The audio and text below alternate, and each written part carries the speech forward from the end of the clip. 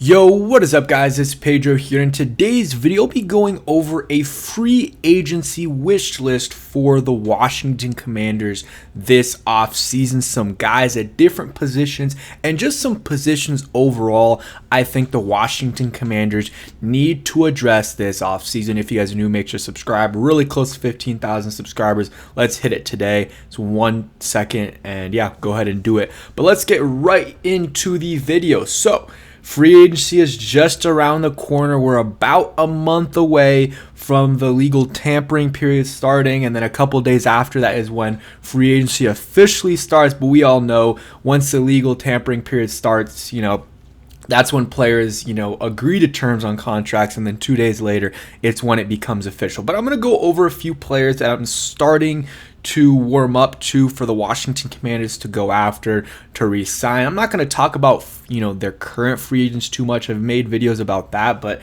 briefly, I would like to bring back Bobby Wagner. Zach Ertz would be a good option. Tress Way, of course, just want him to be a Redskin Washington Commander for life. And then I'm trying to think, Noah Igbenogany, and then Jeremy Chin. Guys like that, it would be good, as long as they're reasonable deals, to have them back. But overall, there are some positions I think the Washington Commanders need to address in free agency. So defensive end, that's one of them. I would love for the Washington Commanders to go after Myles Garrett, and I think they're going to be actively pursuing him. But let's say free agency comes around and the Browns are not trading for him, the Browns aren't trading him, or maybe the price is a little bit too steep for him, or, maybe just, the Commanders, they're not able to get him. Maybe another team was, able to trade for him instead. Well, then you can pivot to another defensive end. Maybe you want to bring back Dante Fowler, who, he was good. I just think that he's going to get paid more than maybe what he's worth. That's just my take. Maybe I'm wrong, but I like Dante Fowler. He's good for the team and outperformed his contract. But a guy I think that would be good for the Washington Commanders is Khalil Mack, who was mulling retirement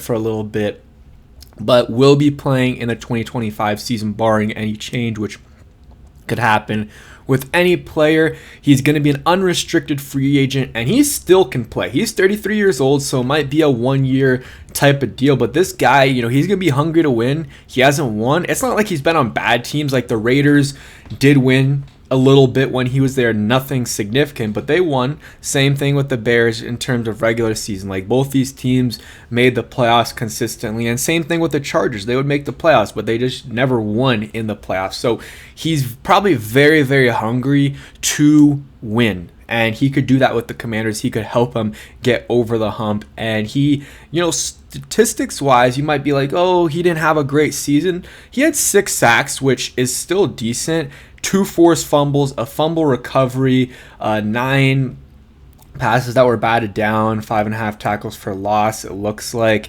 I believe his PFF grade, and I will double check, I believe it was top 5 in edge rushers in all of football. So that is very, very impressive for me. So I'll go ahead and look it up for you guys. And the year before, he had 17 sacks in a season. So he is still producing at a high level. His, grade for PFF right here, and just 90.4 overall PFF grade. And you got to take PFF with a grain of salt, but 5th overall in edge rushers. His run defense was 2nd out of 211 guys, and his pass rush was 16th. So had a really good season. They had him charted at 7 sacks. PFF does it a little bit differently. So like I said, take it with a grain of salt. I just think that his numbers were a little bit better, and the Commanders struggled in run defense and setting the edge. So if they can get someone like Khalil Mack to help that group out a little bit, and I don't think it's going to cost a lot of money, especially on a 1-year deal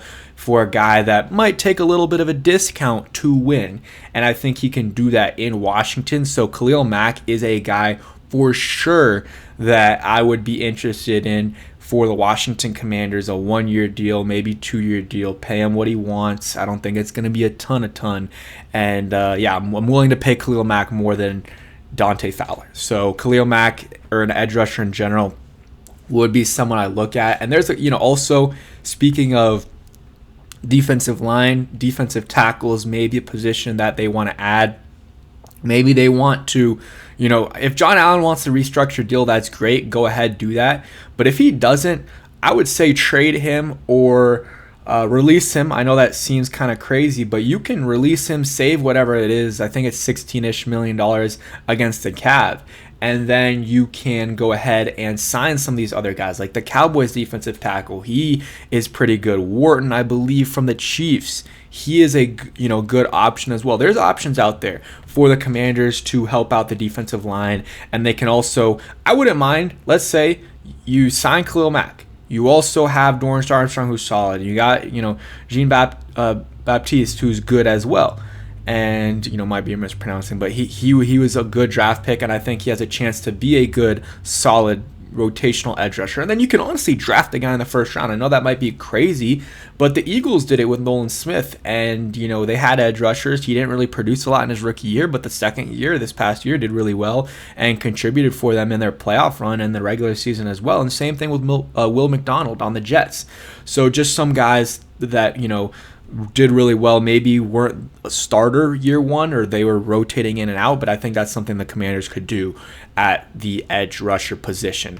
Other guys, let's go ahead and see. I had this video up for the other day. Milton Williams is another guy for defensive line to watch out for. Interior defensive line guy, had 2 sacks, 2 tackles for loss, QB hit in the Super Bowl. Josh Sweat is another guy, 6 tackles, 2.5 sacks, 2 tackles for loss, 3 QB hits. 2.5 sacks. I think he should have won Super Bowl MVP, but they're going to give it to the quarterback. I think he might get a little bit overpaid. I don't think he's an elite pass rusher. That's me. So if they get him, that's fine. I think he's not an elite pass rusher. Milton Williams, I wouldn't mind him as well as an interior defensive lineman, in that room. But let's go away from the defensive line and go to some other positions. So, this guy just said 3 perfect fits for the Commanders. I already talked about Godwin, Khalil Mack, Ronnie Stanley. Hint will be a little bit later. I like Chris Godwin. I think Chris Godwin could be a solid player for the Washington Commanders. He is getting up there in age, but he's still, has some good years left on him. He's 28 years old, so he's been in the league for a long time. Like I want to say like 7 years, 8 years. What is it? 1, 2, 3, 4, 5, 6, 7, 8 years. But he's, very consistent receiver. I mean, 1,300 yards in 2019, 840, 1,100, 1,000, 1,000. So, and this year he had 576 yards and 5 touchdowns, but he got hurt. He was on his way to having a really, really good season. So let me pull up these stats right here. So 7 games and 600 yards. That is very, very good production. I mean, that's what.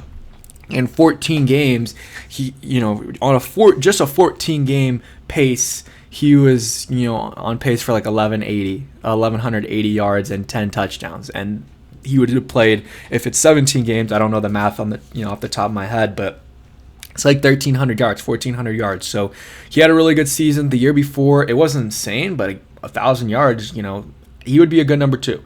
1,000 yards. The year before, 1,100 yards in 14 games. The year before, 840 in 12 games. So he does have a little bit of an injury issue with, not necessarily missing a lot of games, but every year it seems like he misses some, like 2 there, 4 here. And I think 2021 is when they started to do 14, so he missed like 3, 2, played all of them, and then missed 10 games here. So has a little bit of an injury issue and just towards ACL, but it was early on in the season, so I feel like he would be able to be back for the start of the season as long as there's no setbacks and it wasn't a really bad ACL injury. So I would be willing to sign Chris Godwin for a couple year deal. He would be a very, very good number 2 receiver.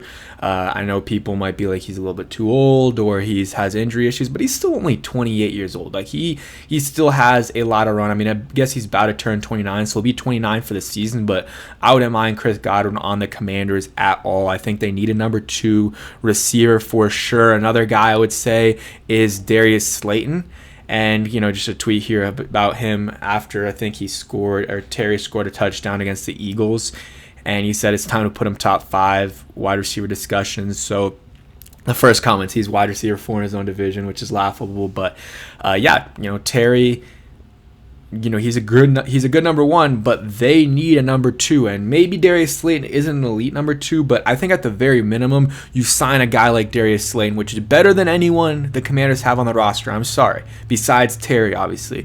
You bring in Darius Slayton, maybe you draft a guy, maybe you sign one of the vets back, and then your receiver room this year is, let's say, Terry, Darius Slayton, Luke McCaffrey, let's say Zacchaeus, Crowder, and then a rookie maybe you draft in the third round. Is that a great room? No, but it's better than last year. You bring in a guy like Slayton, who's better than anything the Commanders had last year. Luke McCaffrey in year two, maybe he develops a little bit more, and then you also have the rookie that is the X factor.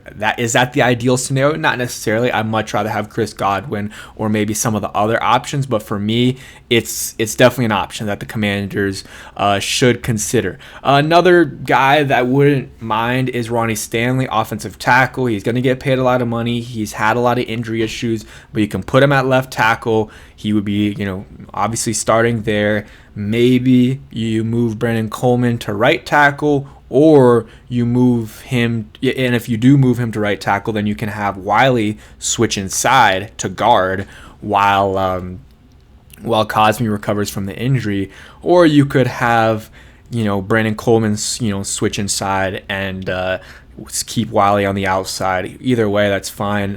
Mason here has a list. He has Brandon Sheriff on the list. I wouldn't mind it. Wouldn't pay him a lot of money, but he's still been good at the guard position. And you got Sam Cosme out.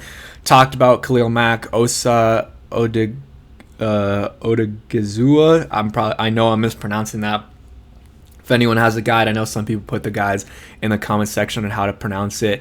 Go ahead. But he's the Cowboys guy that they've been linked to. Charvarius Ward. I don't know what I'm on today. But he is a cornerback option as well that the Commanders could go after. I don't necessarily think they need to go huge on the cornerback position. I would say, you got Lattimore under contract. I don't think they're going to move on from him. So if he's on the roster, he's your starting cornerback. And then Mike Sanderson obviously is another starting cornerback. You bring back Noah Igbenogany. I think he is in contention to start. I would just say if you bring Noah Igbenogany back, I would still bring in another starting caliber corner because, the Commanders' issue was, partly was the depth. So, the starters weren't always great too. But at least, if someone does get hurt, hopefully it doesn't happen, knock on wood, but it's inevitable that a guy misses a game or two or a play or two, then you have a starting level player as a backup. You don't have Mike Davis out there. You don't have Benjamin St. Juste out there. You have a guy like Noah Igbenogany out there instead as a potential backup or a starter. It wouldn't be the end of the world if he is starting for the Commanders in the slot, but also wouldn't be the end of the world if he's the fourth corner on the squad. So defensively, I think they add an edge rusher in free agency. That's on the top of the list, wish list there. Maybe add a defensive tackle, cornerback, add a vet. Maybe a high ceiling, low floor type of guy. High risk, low reward, low risk, high reward type of guy. And then on offense, I would sign a offensive lineman. I don't think you need to sign two big names. I don't know if you have the money for that, considering the other spots they need to fill. But bringing in a guy like Ronnie Stanley or Brandon Sheriff wouldn't be a bad idea. I talked about the defensive tackle option too. Bringing back Bobby Wagner is another possibility as well. If you don't bring back Bobby Wagner, then there's some guys that the Commanders possibly could go after in free agency. I know people have mentioned Zach Bond, Jermaine Pratt just got released. There's other options out there at the linebacker position that the Commanders could go after and potentially fill that hole. But I think Bobby Wagner is close to a lock to being back for the Commanders. But they can't bring back everyone because obviously the defense wasn't great this past season. It wasn't. The numbers and certain metrics show that they're okay, but a lot of the metrics shows that, they weren't good. So yeah, they're going to have to make some changes, and, they don't have to completely overhaul the defense. Year two in a, scheme will help out a little bit, and some of the younger guys, Sanders will probably get better. Hopefully Johnny Newton gets better, and some other guys maybe, step up, but they got to bring in some guys at the edge rusher position, and, another guy in the secondary, and one more guy in the defensive line or defensive tackle room. But yeah, that's it for today's video. Hope you guys did enjoy. If you did, hit that like button, subscribe if you guys new, and peace.